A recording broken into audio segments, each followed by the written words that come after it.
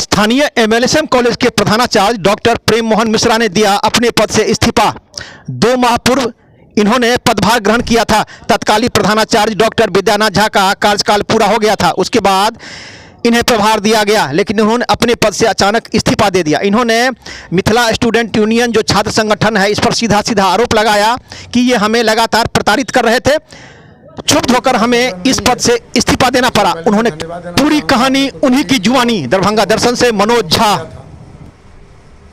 लेकिन मैं इस बात को समझ नहीं पाया कि मैं चला पाऊंगा कि नहीं। मैंने भी उत्साह में स्वीकार कर लिया।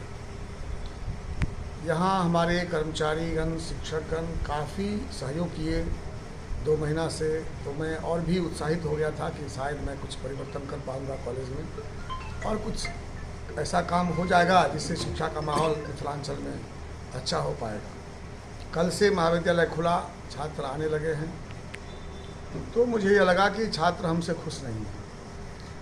आप लोग मुझे जानते हैं, शिक्षक के रूप में मैंने हमेशा छात्र हित में काम किया है और छात्र हित में हमने छात्रों को पहले भी दंडित किया है। कई बार मैंने छात्रों को फॉर्म भरने से रोका, परीक्षा देने से रोका, उनको अनुशासित करना चाहा, उनकी जिंदगी को बनाना चाहा।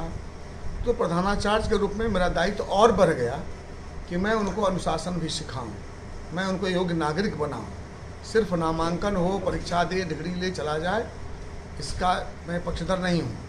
मैं चाहता हूँ कि जो बच्चे कॉलेज में आएँ उनका सर्वांगीण विकास हो, वो एक सफल मानव बने, और इसलिए अनुशासन सबसे अधिक जरूरी है। तो इससे पहले मैंने जो भी किया मेरा सब चल गया। एक ऐसा भी समय था जिसमें 123 विद्यार्थी में से सिर्फ एक विद्यार्थी को मैंने फॉर्म भरने दिया, 122 को रोक दिया।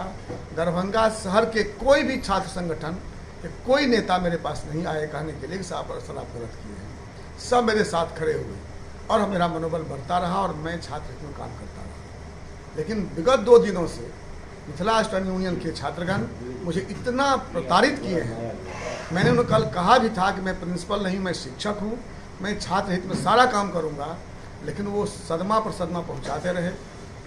इसलिए मैं बहुत दुखी हो गया और मैं सोचा कि जब मैं छात्र हित में काम नहीं कर रहा हूँ तो मुझे नहीं रहना चाहिए, और इसलिए मैंने आज इस्तीफा दे दिया कुल सचिव महोदय को।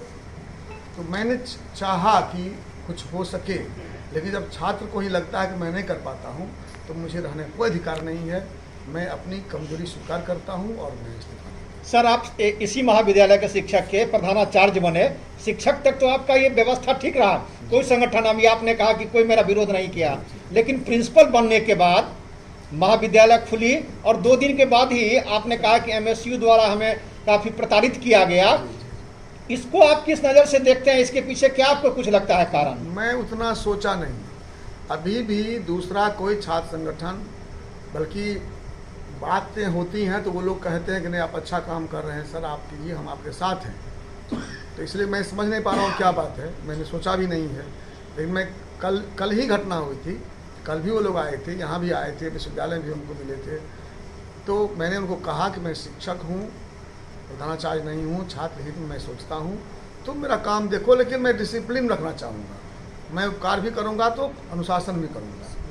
फिर वो आ जाके हमको टॉर्चर कर रहे थे। सर, किस बात को लेके आपको सर प्रताड़ित जो कर रहे भी थे? हमने नियम कानून बनाया है कॉलेज में कि समय पर नामांकन हो, नामांकन का फीस हमने 60 दिया है गेट पर। हमने नामांकन में 100 का बच्चा कर दिया कि भीड़ नहीं लगे, ताकि किसी को कोई प्रॉब्लम नहीं हो।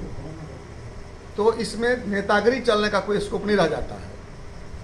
तो मैं इस तरह से छात्रों से सीधा संवाद करता हूँ। कल जो छात्र आए थे, आप लोगों को पता होगा कि मैंने वहाँ तोरण द्वार बनाए थे, मैंने वहाँ बैनर लगाया था, मैं खुद खड़ा था, मेरे बर सर, मेरे प्रिंसिपल, अकाउंटेंट्स, बड़ा बाबू, सब लोग खड़े थे, टीचर लोग खड़े थे, कर्मचारी खड़े थे। बच्चा पर फूल छीट रहे थे टीचर बच्चों के माथे पर, ताकि बच्चों का मनोबल बढ़े। उन बच्चों से मैंने 1.5 घंटा संवाद किया।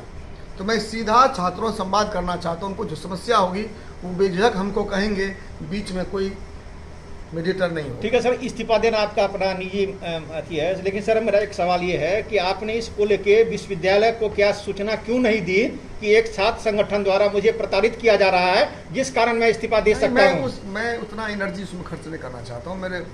मैं शिक्षक के रूप में अच्छा लगा था हमको, इसलिए मैं कर सकता था। ये भी अगर हमको रहना होता कुर्सी पर तो मैं कर सकता था, लेकिन कुर्सी से हमको मोह नहीं है, इसलिए हमने उसमें नहीं जाना चाहा।